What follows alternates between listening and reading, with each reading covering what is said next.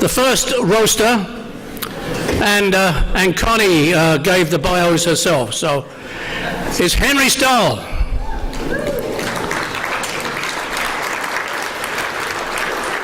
Henry farms on Hamilton Road and grew up as a neighbor of Connie's. He and his wife Cora also operate a seed business. They have 3 children. Henry has long been involved in the local community. He is the past president of the Russell Agricultural Society, the Russell Historical Society, and the Russell Lions Club, and is once again president of the Fair Board. He is an avid collector of farm antiques and also the first president of the Vintage Iron and Traditions Antique Club. Poor Henry is not himself today. I've noticed the improvement immediately. Henry.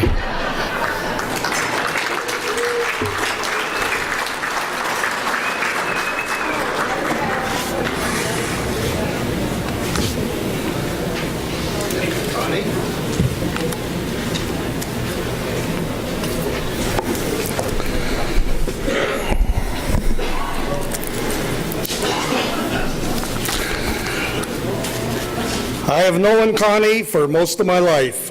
We both grew up in North Russell. We both lived on Hamilton Road in the same neighborhood, and we both lived on dairy farms.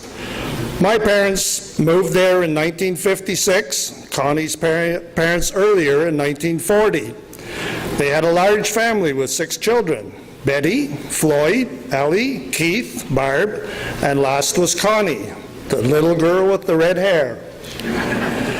Apparently, being the youngest came with advantages. Siblings mentioned words like spoiled, favored. Maybe it was the red hair.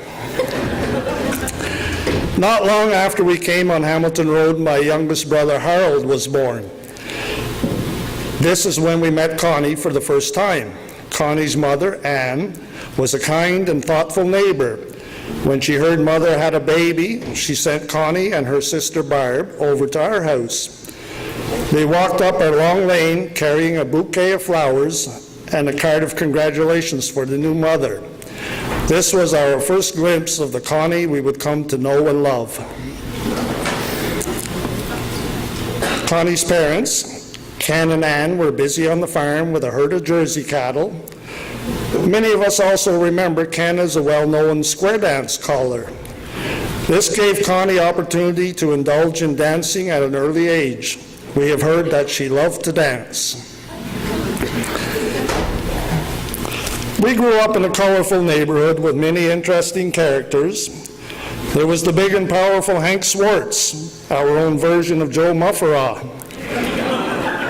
He immigrated to Canada and worked in the bush. He couldn't afford a horse to skid out logs, so he went to the harness maker and made a harness for himself to skid out the logs. One day while walking to school and going through his yard, we witnessed his strength. One of his Jersey cows didn't want to go into the barn for milking. Hank put the headlock on him and the cow walked right into the barn whether she liked it or not. Another time I wiped out on my new... They would wait 10 minutes or more and then the bus would pick them up on the way back.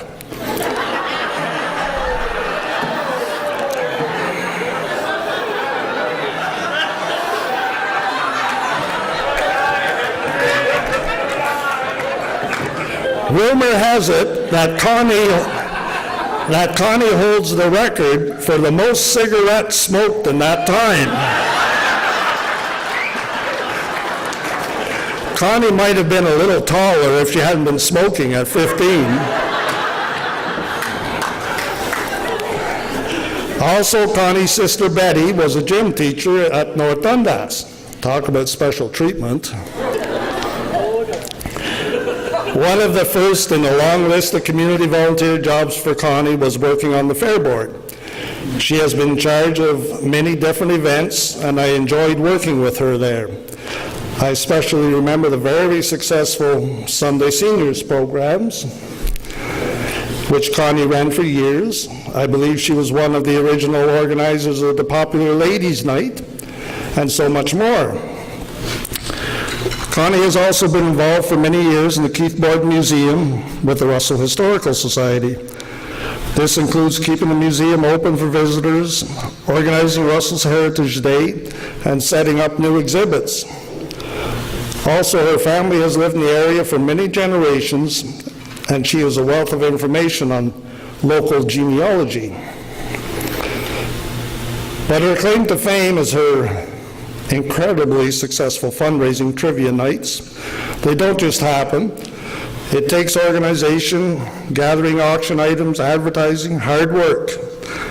She is very good at raising money at these events.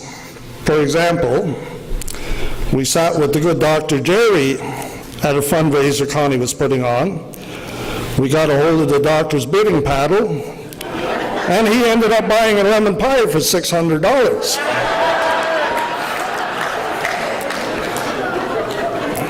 The same night, we ended up at the doc's place, and we ate his $600 pie.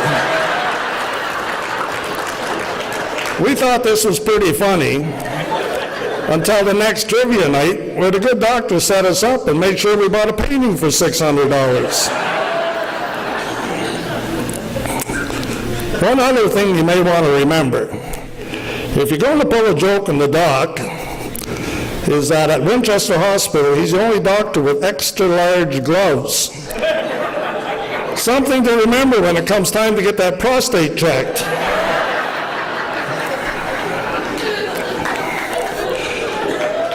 George James told me his favorite trivia question is, what famous Canadian was born on July 1st, 1967? Does anyone know?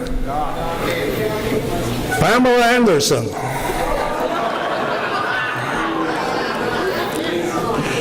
These days, Connie has it pretty good. There's Jerry, husband number... I forget, there's been a few. Apparently, Jerry does the cooking, cleaning, shopping. He's the kind of guy that makes the rest of us guys look real bad. So we're thinking, what's with all that? But then it becomes clear, Connie's the queen, and queens are used to having these things done for them.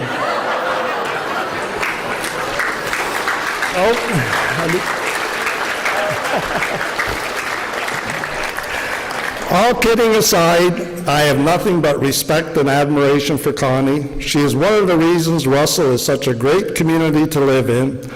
Her compassion, her community work, her legendary fundraising are inspiring. I am honored to know her and privileged to be one of her friends. I would like to finish off by going back in time to when we first met Connie, coming down our long laneway, carrying a bouquet of flowers for Mother. Connie, I would like to return that favor.